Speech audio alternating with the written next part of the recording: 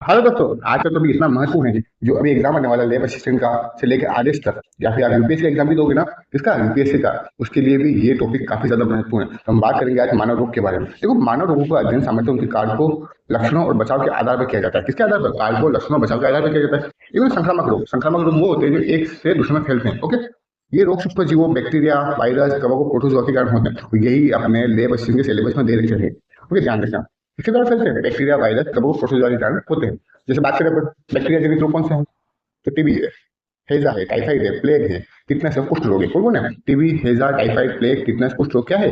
जीवाणु जनित रोग या फिर बैक्टीरिया जनित रोग है। तो बात करें वायरस है, फिर विषाणु की, एड्स, चेचक, polio, dengue, influenza, hepatitis A, B, C, D, rabies, ये सब क्या है? वायरस जनित रोग है। फिर प्रोटोजोआ की बात करें तो मलेरिया है, जो किससे फैलता है? मादा एनाफिलिस मच्छर से फैलता है। पाइडिया है, पेचिस है, काला जार है, ये सब कौन से? प्रोटोजोआ जनित रोग है। वहीं कवक की बात करें तो दाद, खाज, एथलीट फूड, गंजापन किसके कारण होता है? कवक के कारण होता है। ओके, ध्यान रखोगे। चलो, वही देखें फिर आनुवंशिक रोगों के बारे में।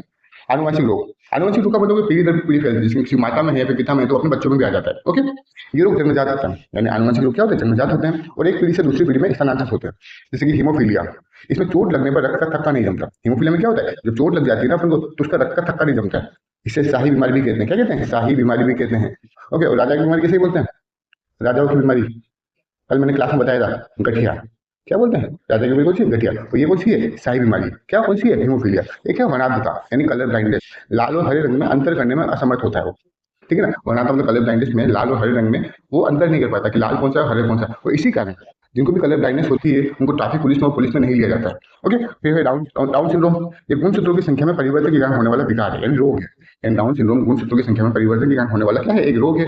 फिर बात करें अपन और, तो जीवन शैली और पोषण संबंधी रोग कौन से? जीवन शैली और पोषण संबंधी रोग। विटामिन की कमी से कौन कौन से रोग होते हैं? और देखो, विटामिन ए की कमी से रसंधी होता है, विटामिन बी वन से बेरी होता है, विटामिन सी से स्कर भी होता है, विटामिन डी से रिकेट्स होता है। और ये रिकेट्स किसमें होता है? बच्चों में होता है। और बड़ों में कौन सा होता है? ऑर्थोस्टेटिस। क्या होता है? ऑर्थोस्टेटिस, ध्यान रखना। आगे चले, देखो जीवन शैली, मधुमेह रोग, डायबिटीज है, ब्लड प्रेशर है यानी उच्च रक्तचाप है, हाइपरटेंशन है, मोटापा है। ठीक है ना? वसा का ज्यादा सेवन करते हैं तो मोटापा आ जाता है, जो भी भारत में काफी ज्यादा प्रचलित चल रहा है, और ये एक बहुत बड़ा मुद्दा बन गया है स्वास्थ्य को लेकर। ओके, वहीं अपन बात करें आगे, एक है मलेरिया उन्मूलन। भारत सरकार का लक्ष्य 2030 तक मलेरिया मुक्त होना है। टीकाकरण किसके माध्यम से होता है? मिशन इंद्रधनुष के तहत प्रमुख बीमारियों के टीके लगाए जाते हैं। ओके, ये 7 चरणों में होता है मिशन इंद्रधनुष। जब अपन यूपीएससी की तैयारी करेंगे या फिर यूपीएससी के बारे में पढ़ेंगे तो मैं इसके बारे में आपको डिटेल से बताऊंगा। ओके, अब सबसे पहले बात करेंगे अपन जीवाणु जनित रोग की। कौन से है प्रमुख जीवाणु जनित रोग? सबसे पहले है टीबी, यानी कि ट्यूबरकुलोसिस। क्या है? ट्यूबरकुलोसिस की बात करें तो ये क्या है? इसे क्षय रोग या फिर तपेदिक भी कहते हैं। क्या कहते हैं? ट्यूबरकुलोसिस यानी टीबी को क्या कहते हैं? क्षय रोग या फिर तपेदिक भी कहते हैं। ये पिछली बार लेबर के एग्जाम में सिंपल सा क्वेश्चन आया था कि क्षय रोग क्या है, तो क्या है? टीबी है। किसके कारण होता है? कौन सा जीवाणु है? तो ये होता है माइक्रोबैक्टीरियम। ट्यूबरकुलोसिस किसके कारण होता है? माइक्रोबैक्टीरियम ट्यूबरकुलोसिस के कारण कौन सा रोग होता है? टीबी होता है, यानी कि ट्यूबरकुलोसिस होता है। ठीक है, जिसे और क्या कहते हैं? क्षय रोग, तपेदिक कहते हैं। ओके, ये मुख्य रूप से किसको प्रभावित करता है? फेफड़ों को प्रभावित करता है, लेकिन शरीर के अन्य अंगों में भी हो सकता है। इसके बचाव के लिए जन्म के समय बीसीजी यानी कि बेसिलियस सेलिमेट ग्यूरिन का टीका लगाया जाता है। ओके, कृष्णा रेड्डी टीबी के लिए जन्म के समय कौन सा टीका लगाया जाता है? कौन सा टीका लगाया जाता है? BCG. Okay, bacillus Calmette Guerin. Okay, अब डोट्स क्या है? आपने कभी बार टीवी में देखा होगा, ठीक है ना, कि डोट्स का चल रहा था, बहुत सारे एड आते हैं, तो इसमें टीबी का मुफ्त इलाज होता है। ठीक है ना, जो केंद्र होते हैं डोट्स के केंद्र, वहाँ पे टीबी का मुफ्त इलाज होता है। अब हम बात करें टाइफाइड की। किसकी? टाइफाइड की। ये भी बहुत सारे एग्जाम में सिंपल सा क्वेश्चन आते हैं, किस कारण होता है? इसका जीवाणु कौन है? तो है साल्मोनेला टाइफी। क्या नाम है? Salmonella typhi. जीवाणु के कारण ये रोग होता है। इस टाइफाइड को आंख का बुखार या फिर मियादी बुखार भी कहते हैं। ये मियादी बुखार तो बहुत बार एग्जाम में क्वेश्चन आया हुआ है, तो ध्यान रखना कि मियादी बुखार को और क्या कहते हैं, किसके कारण? टाइफाइड। ओके, क्योंकि यह मुख्य रूप से हमारी आंखों को प्रभावित करता है। यह दूषित पानी किस कारण? दूषित पानी भोजन के जरिए शरीर में फैलता है। इसके परीक्षण के लिए विडाल टेस्ट किया जाता है। ये विडाल टेस्ट का तो एक बार यूपीएससी में क्वेश्चन आया था और एक आया था आरएस में। डिट्टो रिपीट हुआ तो ध्यान रखना। ओके, फिर बात करें टिटनेस की। जब वो चोट लग जाती है, ठीक है, लोहे की चोट लग जाती है, तो डॉक्टर सबसे पहले ये कहता है कि टिटनेस का इंजेक्शन लगाओ उसको। तो टिटनेस का होता किससे? ये रोग होता है, ठीक है ना, किसके कारण होता है? ये होता है एक जीवाणु के कारण, यानी कि बैक्टीरिया के कारण होता है, जिसका नाम होता है क्लोस्ट्रीडियम टिटानी। क्या नाम है? क्लोस्ट्रीडियम टिटानी नाम होता है उस जीवाणु का। ये क्या होता है? ये जीवाणु धूल, मिट्टी या लोहे के जंग में पाया जाता है और चोट लगने पर शरीर में प्रवेश कर जाता है। जिसकी क्या होता है? इससे हमारे तंत्रिका तंत्र होते हैं ना, जो नर्वस सिस्टम पर हमला करता है, जिससे मांसपेशियां क्या होती है? अकड़ जाती है, उससे लकवा लगने की संभावना बढ़ जाती है। और इसे और क्या कहते हैं? फिटनेस को लोक जो कहते हैं। ओके, लोक जो मतलब क्या होता है? जो मतलब क्या होता है? अपने जबड़ा, ठीक है, जबड़ा बंद कर देता है, इसलिए इसे कहते हैं लोक जो भी कहते हैं। किसे कहते हैं? फिटनेस को कहते हैं। हेजा, हेजा क्या हम जानती है, दूषित पानी से फैलता है ये। लेकिन जीवाणु कौन सा है? देखो, हेजा की बात करें अपन तो ये विब्रियो कोलेरी नामक जीवाणु से होता है। ओके, विब्रियो कोलेरी नामक जीवाणु से रोग होता है कौन सा, हैजा होता है, यह मक्खियों द्वारा फैलाया जाता है और दूषित खान पान के कारण होता है। इसमें शरीर के पानी की भारी कमी हो जाती है। जैसे हैजा होता है तो शरीर में ऐसा होता है कि पानी की बिल्कुल कमी होगी, और पानी की कमी होगी तो क्या होता है, सबको पता है, उल्टी और दस्त लग जाती है। ओके, क्या लगता है, उल्टी और दस्त लग जाती है, जिसके लिए अपन क्या यूज करते हैं, ओआरएस का बोलते हैं, ओआरएस के लिए। और किसी को कौन सी गोली देते हैं, जिंक की गोली देते हैं डॉक्टर, तो ध्यान रखना। ओके, फिर बात करें अपन डिप्थीरिया, काली खांसी और टिटनेस की बात करें अपन, तो देखिए डिप्थीरिया, काली खांसी और टिटनेस, ठीक है ना, इन्हें मुख्य रूप से क्या बोलते हैं, डीपीटी कहते हैं। क्या कहते हैं, डीपीटी। और अगर एक भी रोग होता है तो सबके लिए कौन सा टीका लगता है, डीपीटी का टीका लगाते हैं। कौन सा, डिप्थीरिया, काली खांसी और टिटनेस के लिए एक ही टीका लगता है, उसको बोलते हैं डीपीटी का टीका। ओके, डिप्थीरिया क्या होता है, देखो ये गले में कृत्रिम झिल्ली का बना होता है, ये गले में कृत्रिम झिल्ली का बना होता है, जिससे सांस लेने में क्या होती है, दिक्कत हो जाती है। काली खांसी यानी कि बार बार सूखी खांसी आना। ओके, इसमें लगातार तेज खांसी आती है, जिससे क्या बोलते हैं, वोपिंग कफ बोलते हैं। क्या बोलते हैं, वोपिंग कफ बोल। ओके, सूखी खांसी आती है।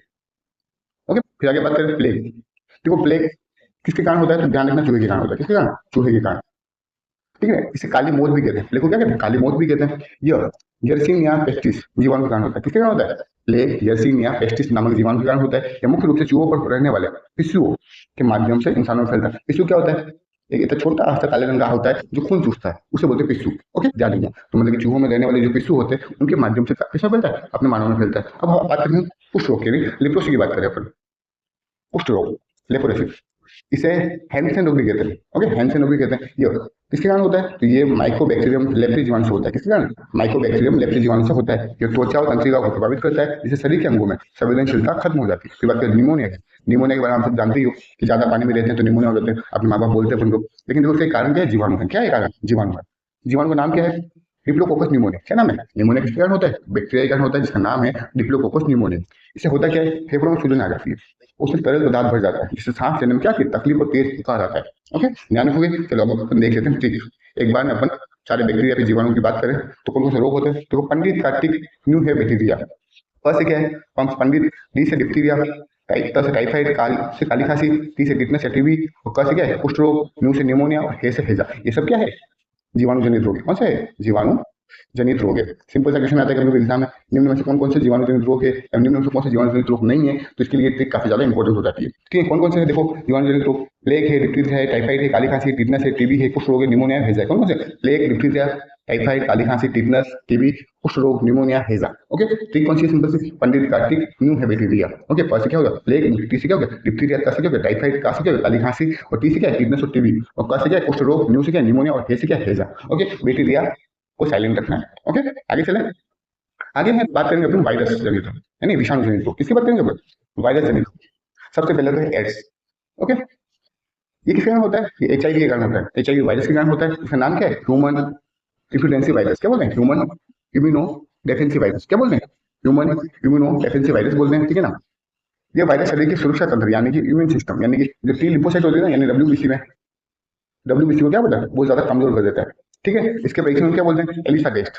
ओके, विडाल टेस्ट किसका था बताया आपको, और एड्स के लिए कौन सा टेस्ट होता है, एलिसा टेस्ट होता है। ये कोई संक्रामक बीमारी नहीं है जो छूने से फैले, बल्कि यह रक्त असुरक्षित यौन संबंध या संक्रमित सुई के जरिए फैलती है। ध्यान रखोगे, एक बयान में आप सर्च करना, एड्स का पूरा नाम क्या है। ओके, एड्स का पूरा नाम क्या है, ये आपका काम है कि आप सर्च करोगे और आपकी कॉपी में नोट डाउन करोगे। ओके, हम आगे बात करेंगे हेपेटाइटिस रोग की। ओके, हेपेटाइटिस रोग, देखो हेपेटाइटिस का मतलब क्या होता है, सामान्य भाषा में पीलिया का एक गंभीर रूप माना जाता है। ओके, जो पीलिया होता है ना, उसका एक गंभीर रूप माना जाता है हेपेटाइटिस। ये मुख्य रूप से यकृत से प्रभावित करता है, मतलब कि जब हेपेटाइटिस होता है तो ये अपने लीवर को क्या करता है, नष्ट करना शुरू होता है, प्रभावित करता है। इसके कई प्रकार है, ए बी सी डी ई, 5 प्रकार है। ठीक है ना, इसमें हेपेटाइटिस बी सबसे खतरनाक माना जाता है। ठीक है ना, और हेपेटाइटिस बी और सी क्या कहता है, रक्त के माध्यम से फैलता है। ये भी सिंपल सा क्वेश्चन आएगा राजस्थान एसआई में, फर्स्ट पारी का एग्जाम देना, उसमें क्वेश्चन था, तो ध्यान रखना। बात करें डेंगू की। डेंगू, डेंगू को बोलते हैं हड्डी तोड़ बुखार बोलते हैं। क्या बोलते हैं, डेंगू हड्डी तोड़ बुखार कहते हैं। ये अरबो वायरस समूह के कारण होता है। किसके कारण, अरबो वायरस समूह के कारण होता है। इसका वाहक कौन है, मादा एडिस इजिप्टी मच्छर। क्वेश्चन आ जाएगा सिंपल सा, डेंगू के लिए कौन सा वाहक मच्छर है, तो नाम क्या है इसका, मादा एडिस इजिप्टी मच्छर। लेकिन कौन सा समूह है, तो अरबो वायरस समूह है। कौन सा है, अरबो वायरस समूह। ठीक है ना, इसमें रक्त में क्या होती है, प्लेटलेट्स कम हो जाती है। प्लेटलेट्स की जो संख्या जो तेजी से कम हो जाती है, जिससे शरीर के आंतरिक अंगों में रक्त स्राव का खतरा बढ़ जाता है, क्योंकि प्लेटलेट्स का काम क्या है, तकलीफ को जमाना। ओके, हम बाकी आगे बात करें पोलियो की। आप सबने देखा होगा बचपन में सभी को क्या देते हैं, पोलियो की बूंद देते हैं। ठीक है ना, क्यों देते हैं, देख लो। देखो पोलियो वायरस के कारण होता है। ठीक है ना, पोलियो वायरस के कारण होता है, तो दूषित भोजन या जल के माध्यम से शरीर में प्रवेश करता है। यह मुख्य रूप से तंत्रिका तंत्र को प्रभावित करता है, जिससे हाथ पाँव में क्या होता है, दखवा मार जाता है। भारत आधिकारिक तौर पर पोलियो मुक्त घोषित किया जा चुका है, कब, तो 2013 में। ध्यान रखना। आगे चले, आगे बात करें रेबीज।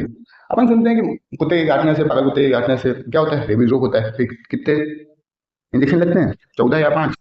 अब लगते हैं 5। कितने टीके लगते हैं, कितने इंजेक्शन लगते हैं, 5 लगते हैं। पहले कितने लगते थे, तो 14। ध्यान रखना। देखो रेबीज की बात करें, इसे हाइड्रोफोबिया भी कहते हैं। क्या कहते हैं, रेबीज को हाइड्रोफोबिया भी कहते हैं, क्योंकि रोगी को पानी से डर लगने लगता है। ओके, क्वेश्चन सिंपल सा आ जाएगी, वो कौन सा रोग है जिसमें रोगी को पानी से डर लगने लग जाता है? 5 रोग अपना रेबीज। ठीक है, किसके कारण फैलता है? पागल कुत्ते, बंदर और लोमड़ी के काटने से होता है। ये वायरस सीधे केंद्रीय तंत्रिका तंत्र पर हमला करता है। इसकी खोज किसने की थी रेबीज की? तो लुई पाश्चर ने की थी। ये भी डिट्टो क्वेश्चन एक बार लेब के एग्जाम में आया, तो थोड़ा ध्यान रखना। ओके, आगे चले। तो टीके कितने लगते थे, 5 टीके लगते थे। पहले कितने लगते थे, 14 लगते थे। ओके, अब बात करते हैं चेचक और छोटी माता की। किसकी? चेचक और छोटी माता, स्मॉल पॉक्स और चिकन पॉक्स। चेचक यानी स्मॉल पॉक्स, यह वेरियोला वायरस से होता है। किसके नाम, वेरियोला वायरस से होता है। एडवर्ड जेनर ने इसका क्या बनाया, टीका बनाया था। मतलब एडवर्ड जेनर ने इसका टीका खोजा था। अब यह दुनिया से पूरी तरह खत्म हो चुका है। ध्यान रखना, स्मॉल पॉक्स अब खत्म हो चुका है। लेकिन छोटी माता, जिसे बोलते हैं चिकन पॉक्स, ठीक है ना, यह वेरिकाला जोस्टर वायरस के कारण होता है। ठीक है ना, वेरिकाला जोस्टर वायरस के कारण होता है। इसमें क्या होता है, शरीर पर हल्के दाने और बुखार आते हैं। आपने देखा होगा किसी चेहरे पे छोटे छोटे दाने आ जाते हैं। ठीक है ना, इसी को बोलते हैं छोटी माता। ठीक है, जिसके अपन माता जी चले जाते हैं, माता जी लेके जाते हैं अपने मम्मी पापा। ठीक है ना, वही है छोटी माता। किसके कारण होता है, ये होता है वो वेरिकोला जोस्टर वायरस के कारण होता है। ओके, फिर बात करें अपन इन्फ्लुएंजा और स्वाइन फ्लू।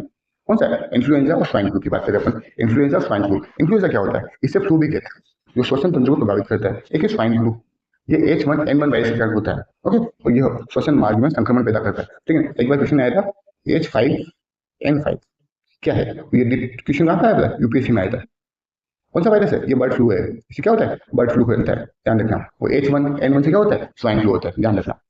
आगे चले, आगे बात करें मिसल्स की बात करें, अभी खसरा की बात करें तो देखो खसरा किसके कारण होता है, तो वायरस कौन सा वायरस था, मोर बिल्ली। क्या नाम है, मोर बिल्ली वायरस के कारण होता है। ये विशेष रूप से बच्चों में फैलता है। किसमें फैलता है, बच्चों में फैलता है। और पूरे शरीर पर लाल दाने निकल जाते हैं, पूरे शरीर में क्या निकल जाता है, लाल दाने निकल जाते हैं। इसके बचाव के लिए एमआर या फिर मिसल्स रूबेला का टीका लगाया जाता है। ओके, क्वेश्चन सिंपल आ जाएगी कि मिसल्स रूबेला का टीका किस बीमारी में लगाया जाता है, तो क्या नाम, खसरा। या फिर नॉर्मल से अगर मिसल्स रूबेला नहीं लिखा हो और सिर्फ एमआर लिखा हो तो भी ध्यान रखना। अब बात करें अपन ट्रिक। ओके, सारे जितने भी वायरस यानी रोग है उसकी ट्रिक क्या हो जाती है, देख लो आप। रेखा हमें हिट करके पोई से छोड़ गई, रेखा हमें हिट करके पोई से छोड़ गई। यानी रस से क्या है, रे से रेबीज, खा से खसरा, ह से हर्पीस, में से क्या है, मेनिंजाइटिस मस्तिष्क के शोध, ही से हेपेटाइटिस पीलिया, टी से क्या है, टेको में आंखों की बीमारी, करके साइलेंट है, ध्यान रखना, पो से पोलियो, ई से एड्स, चे से चेचक। ओके, छो से क्या है, छोटी माता, ग से डेंगू ज्वर, ग से गल छुआ, और ई से इन्फ्लुएंजा। याद रखना, वायरस जनित रोग काफी ज्यादा है, तो ट्रिक के माध्यम से याद रखना जरूरी है। ओके, तो देखो कौन कौन से, रेबीज, खसरा, herpes, meningitis, hepatitis, trachoma, polio, AIDS, चेचक, छोटी माता, डेंगू, डेंगू, गल छुआ, इन्फ्लुएंजा। याद रखोगे, एक दो बार और देखना तो याद हो जाएगा। चलो आगे चले, अब कुछ एक्स्ट्रा फैक्ट देख लेते हैं अपन, कुछ एक्स्ट्रा पॉइंट्स जो आपके एग्जाम के लिए इंपॉर्टेंट है। मच्छर वाला वायरस कौन कौन सा है, डेंगू। डेंगू कौन सा है, एडिस इजिप्टी और चिकनगुनिया। ओके, श्वसन तंत्र वाले वायरस कोरोना, क्या नाम है उसका, SARS-CoV-2। क्या नाम है, SARS-CoV-2। और स्वाइन फ्लू क्या है, H1N1। और बर्ड फ्लू का बताया था मैंने अभी, सॉरी उसमें मिस्टेक हो गई थी, H5N5 नहीं था बल्कि वो क्या था, N1 था। ध्यान रखें, ये सिंपल सा क्वेश्चन अभी यूपीएससी में आया था, उसमें मेरा सही हुआ था। प्रभावित अंग कौन कौन से थे, एड्स में WBC यानी टी लिम्फोसाइट्स प्रभावित होती है, जबकि रेबीज में क्या होती है, तंत्रिका तंत्र होती है। ध्यान रखना। ओके, आगे चले, आगे बात करेंगे प्रोटोजोआ जनित वायरस। किसकी, प्रोटोजोआ जनित वायरस की बात करेंगे। देखो प्रोटोजोआ एक कोशिकीय जीव होते हैं, प्रोटोजोआ एक कोशिकीय जीव होते हैं। इनसे होने वाले रोग अक्सर किसी न किसी वाहक यानी मच्छर या मक्खी के जरिए होते हैं। ओके, प्रोटोजोआ जो भी वायरस होते हैं वो किसी वाहक के माध्यम से होते हैं, या फिर मच्छर होगा, मक्खी होगी। ओके, सबसे पहले बात करेंगे अपन इसमें मलेरिया। ठीक है ना, मलेरिया देखो परजीवी कौन सा होता है, तो प्लाज्मोडियम। ठीक है ना, वाहक कौन होता है, मादा एनीफिलीज मच्छर। ये क्वेश्चन तो इतनी बार पूछा है ना, लगभग देख लो आप 10 बार पूछा है, लगभग 10 बार, 10 बार पूछा हुआ इस एग्जाम में के भी क्वेश्चन को। ठीक है, प्रभावित अंग कौन सा है, तो प्लीहा, स्पेलिंग और आरबीसी को ये क्या करता है, प्रभावित कर देता है। विशेष क्या है, इसमें तेज बुखार आता है और ठंड लगती है। इसके उपचार के लिए पुनेन दवा का उपयोग किया जाता है। कौन सी दवा का, पुनेन दवा का उपयोग किया जाता है, जो सिंकोना के पेड़ की छाल से प्राप्त होती है। ओके, मतलब कि मलेरिया के उपचार के लिए पुनेन की दवा का उपयोग किया जाता है, जो कहाँ से प्राप्त होती है, सिंकोना पेड़ की छाल से प्राप्त होती है। ओके, और अभी हाल ही में मलेरिया का एक टीका भी बनाया है जिसका नाम है मॉस्क्विरिक्स। क्या नाम है, मॉस्क्विरिक्स। ठीक है ना, जो टीका बनाया है, जो कि वैज्ञानिक मान रहे हैं कि हाँ ये काफी ज्यादा सफल है। ओके, ध्यान रखोगे। चलो अब आगे आगे बात करते हैं पायरिया के। पायरिया की अपने वैसे पिछली क्लास में बात करी थी, ये किसमें होता है, दांतों में होता है। और परजीवी कौन सा होता है, तो एंड अमीबा जिंजिविलिस। ठीक है ना, प्रभावित अंग मसूड़ है। क्या होता है, इसमें दांत पीले हो जाते हैं, मसूड़ से खून निकलते हैं। क्या होते हैं, इसमें मसूड़ से खून आते हैं और दांतों में ढीलापन आ जाता है। ओके, और बदबू भी आती है मुंह से। विटामिन सी की कमी इसे और गंभीर बना देती है। ओके, विटामिन सी की कमी पायरिया को और गंभीर बना देती है। किसके कारण होता है, तो एंड अमीबा जिंजिविलिस। ठीक है ना, और रोग कौन सा है, प्रोटोजोनिक रोग है, ध्यान रखना। ओके, आगे चले, सोने की बीमारी। सोने की बीमारी देखो परजीवी कौन सा होता है इसमें, तो होता है ट्रिपेनोसोमा, क्या नाम है, ट्रिपेनोसोमा। भाग होता है इसमें सीसी मक्खी, कौन सी, सीसी मक्खी। प्रभावित अंग मस्तिष्क को प्रभावित करती है, विशेष इसमें व्यक्ति को बहुत अधिक नींद आती है और मानसिक सुस्ती महसूस होती है, ध्यान रखना। तो क्या बोलते हैं, स्लीपिंग सिकनेस, किसके कारण होता है, तो प्रोटोजोनिक रोग है। परजीवी कौन सा इसमें, तो सीसी मक्खी होती है। ओके, आगे चलें, पेचिस। अब पेचिस की बात करें तो देखो परजीवी कौन है इसमें, तो एंट अमीबा हिस्टोलिटिका, कौन है, एंट अमीबा हिस्टोलिटिका, इसका क्या है, पेचिस का परजीवी है। और अंग कौन है, प्रभावित अंग बड़ी आंत, विशेष दूषित पानी और भोजन से फैलता है, इसमें दस्त के साथ श्लेष्मा और खून आता है, यानी कफ निकलता है। ओके, आगे चले, कालाजार रोग की बात करें अपन। कालाजार रोग में क्या है, प्रोटोजोनिक रोग, इसके परजीवी कौन है, तो लिस्मेनिया डोनोवानी। परजीवी कौन है, लिस्मेनिया डोनोवानी। और वहां कौन है, तो बालू मक्खी, सैंड मक्खी। प्रभावित अंग अस्थि मज्जा को प्रभावित करता है कालाजार, विशेष इसमें तेज बुखार आता है और यकृत और प्लीहा बढ़ जाते हैं, यकृत और प्लीहा के बढ़ जाते हैं, सूजन आ जाती है उसमें। अब ट्रिक देख लेते हैं अपन इसकी, सिंपल सी है। प्रोटोजोनिक की, पापा काम पे सोते हैं, पापा यानी पाइरिया, पेचिस, कालाजार, मलेरिया, सोने की बीमारी, उन्हें स्लीपिंग सिकनेस, ये क्या है, सारी प्रोटोजोनिक बीमारियां है, ध्यान रखना। ओके, आगे चले, चलो आगे चलते हैं। आगे कवक जनित बीमारी। ओके, कवक जनित बीमारी, कवक क्या है, फंजर यानी फंगाई से होने वाले रोग आमतौर पर त्वचा, बालों और नाखूनों को प्रभावित करते हैं। ये संक्रमण नमी और पसीने वाली जगहों पर ज्यादा तेजी से फैलते हैं, जैसे कि अपन संक्रमण किस नमी वाली जगह पे रह रहे हैं, पसीना पसीना बहुत ज्यादा आ रहा है, ठीक है ना, वहां पे तेजी से फैलता है। ओके, सबसे पहले बात करेंगे अपन रिंग वोम, दांत की। आपने देखा होगा आपके गले में पहले पहले होता था ऐसा, ठीक है, इसी को बोलते दांत, रिंग वोम। कवक कौन सा है इसमें, ट्राइकोफाइटन, ठीक है ना, दांत किससे होता है, कवक से फैलता है, उस कवक का नाम है ट्राइकोफाइटन। लक्षण क्या होता है, त्वचा पर लाल रंग की गोल घेरे या चकते बन जाता है, जिसमें खुजली होती है, ये संक्रामक है और तोली या कपड़ों के जरिए फैल सकता है, खास, ठीक है। कवक कौन सा इसमें, अकेलस के बीच, क्या नाम है, अकेलस के बीच। लक्षण क्या है इसमें, त्वचा में बहुत तेजी खुजली चलती है और सफेद दाग जिसे दिखाई देता है, अपन नहीं बोलते कि गमोलिया हो रही है, उसी को बोलते हैं खास। फिर बात करते हैं अपन एथलीट फूड की, किसकी, एथलीट फूड की। इसका कवक कौन सा है, ये कवक सीमित हो गया, इसका कवक का नाम है टीनिया पेडिस, क्या नाम है, टीनिया पेडिस। लक्षण क्या है इसमें, यह पैरों की उंगलियों के बीच की त्वचा को प्रभावित करता है, त्वचा कटने लगती है और मोटे होकर फटने लगती है। ये अक्सर नंगे पैर नमी वाली जगह पर चलने से होता है, जैसे बहुत ज्यादा टाइम जब हम पानी में रहते हैं, ठीक है ना, नंगे पैर, तो कौन सा रोकने की संभावना है, एथलीट फूड। कौन सा, एथलीट फूड, ठीक है ना, जो किस कारण से होगा, कौन से कवक से होगा, उसका नाम है टीनिया पेडिस। कौन सा नाम है, टीनिया पेडिस, याद रखना। एक है गंजापन, गंजापन भी एक कवक जनित रोग है, ठीक है ना, गंजापन कवक जनित रोग है। किस कवक के कारण होता है, तो ये होता है टीनिया कैपिटिस, ठीक है, टीनिया कैपिटिस के कारण होता है। ये सिर के बालों की जड़ों को क्या करता है, संक्रमित करता है, जिससे बाल झड़ने लग जाते हैं। कभी पानी कभी सफाई नहीं करते ना, टंकी की, पानी की टंकी की साफ नहीं करते, तो ये आप देखने को मिल जाता है। ओके, फिर बात करें दमा की, अस्थमा, दमा पे अस्थमा फंगल रोग, ये भी एक किस कवक के कारण होता है, ये होता है एस्परजिलस फ्यूमिगेटस के कारण। किस कारण होता है, कवक का नाम है एस्परजिलस फ्यूमिगेट्स के कारण होता है। लक्षण क्या है इसमें, इसमें बीजाणु यानी स्पोर सांस के जरिए फेफड़ों में पहुंच जाता है, जिससे क्या होती है, दमा होता है, क्या होगा, सांस लेने में क्या होती है, तकलीफ होती है। अब बात करते हैं अपन ट्रिक की कि कवक जनित रोग कौन कौन से हैं।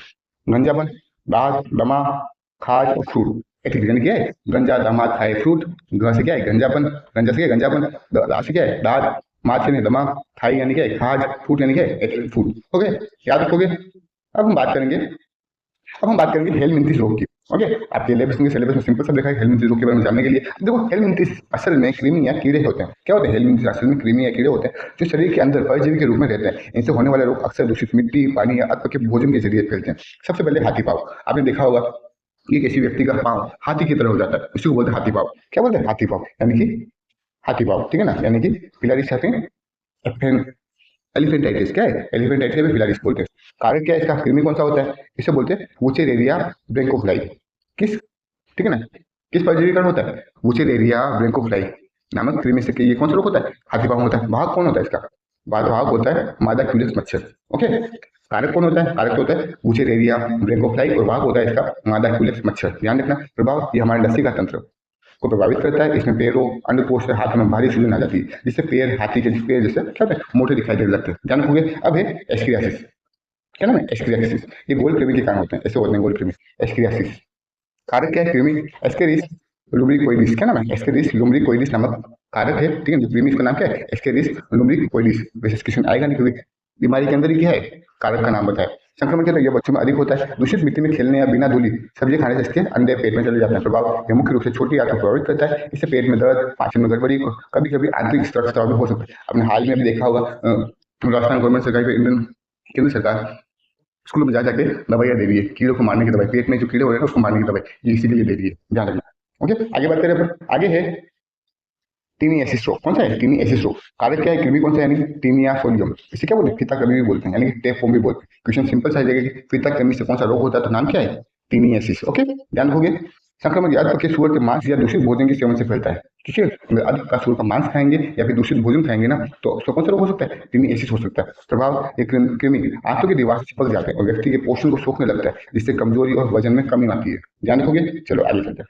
अब बात करेंगे आनुवंशिक रोग के कारण।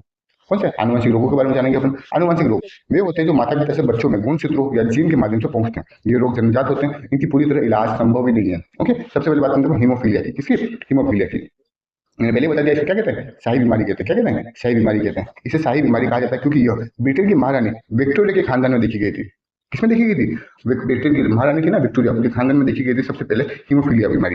इसलिए इसे क्या कहते हैं? शाही बीमारी कहते हैं। प्रभाव, इसमें चोट लगने पर रक्त का थक्का नहीं जमता है। ओके, हीमोफीलिया में क्या होता है? जब चोट लग जाती है तो उसमें रक्त का थक्का नहीं जमता, जिससे अधिक खून बहने से व्यक्ति की मृत्यु भी हो सकती है। तब ठीक है, इसकी वाहक महिलाएं होती है। ध्यान रखना, वाहक क्या होती है? महिला होती है। लेकिन ये बीमारी मुख्य रूप से किसमें होती है? पुरुषों में ज्यादा होती है। ध्यान रखना। अब बात करते हैं कलर ब्लाइंडनेस की। किसकी? कलर ब्लाइंडनेस यानी वर्णांधता का प्रभाव। रोगी को लाल और हरे रंग के बीच अंतर करने में कठिनाई होती है। इससे ये एक्स लिंक बीमारी है। कौन सी? एक्स लिंक बीमारी है। रेलवे या पुलिस जैसे एसआई की भर्ती में इस बीमारी वाले उम्मीदवार को अयोग्य माना जाता है, क्योंकि उन्हें सिग्नल देखने में दिक्कत हो जाती है। ओके, ध्यान रखोगे। अब बात करते हैं सिकल सेल एनीमिया की। ठीक है ना, सिकल सेल एनीमिया। प्रभाव, इसमें आरबीसी का आकार गोल के बजाय क्या होता है? हंसी जैसा हो जाता है, ऐसा हो जाता है। ठीक है ना, बाकी आरबीसी का आकार कैसा होता है? गोल होता है। ठीक है ना, लेकिन सिकल सेल एनीमिया में कौन सा? हंसी आकार हो जाता है। ठीक है ना, नतीजे क्या होता है? इससे रक्त कोशिका ऑक्सीजन का परिवहन ठीक से नहीं कर पाता है और जल्दी नष्ट होने लगती है। ओके, याद रखोगे। अब बात करते हैं प्रमुख सिंड्रोम, यानी गुणसूत्रों से होने वाली बीमारी। देखो, मानव शरीर में 46 गुणसूत्र होते हैं, यानी 23 जोड़े गुणसूत्र होते हैं। यदि इनकी संख्या कम या ज्यादा हो जाए तो सिंड्रोम पैदा होता है। क्या होता है? सिंड्रोम में बदलाव पैदा होता है। डाउन सिंड्रोम, इसमें 21वें जोड़े में एक अतिरिक्त गुणसूत्र आ जाता है। 21वें जोड़े में क्या है? एक अतिरिक्त गुणसूत्र आ जाता है, जिससे बच्चा मानसिक रूप से विकसित नहीं हो पाता है। उसका चेहरा मंगोलियाई लोगों जैसा दिखता है, जिसे मंगोलिज्म भी कहते हैं। ध्यान रखना, डाउन सिंड्रोम 21वें जोड़े में एक अतिरिक्त गुणसूत्र आ जाता है। ठीक है ना, 40 में 21 आ जाता है। ठीक है, जिससे क्या होता है? बच्चा मानसिक रूप से क्या होता है? अविकसित होता है। उसका चेहरा मंगोलियाई लोगों जैसा दिखता है। ओके, इसे क्या बोलते हैं? मंगोलिज्म कहते हैं। याद रखोगे। एक है टर्नर सिंड्रोम। कौन सा है? Turner syndrome.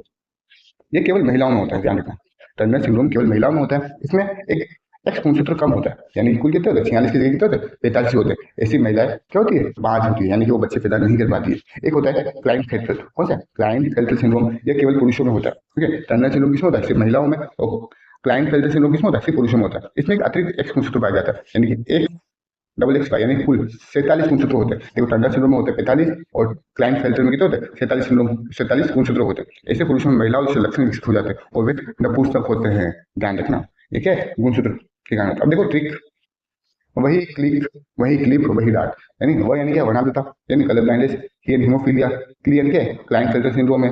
और क्या? पटाव सिंड्रोम एक अन्य सिंड्रोम है। डाउन सिंड्रोम और टर्नर सिंड्रोम है। ओके, याद रखोगे। चलो आगे चले। आगे चलना ही नहीं है, अपनी क्लास खत्म हुई है। देखो, मुझे पता है कि ये वीडियो आपके लिए काफी ज्यादा महत्वपूर्ण है। एक बार वो देख लेना, अच्छे से याद हो जाएगा। और वीडियो पसंद आए तो क्या करना? सब्सक्राइब करके जाना भाई को। ओके, चलो ऑल द बेस्ट एग्जाम के लिए। धन्यवाद।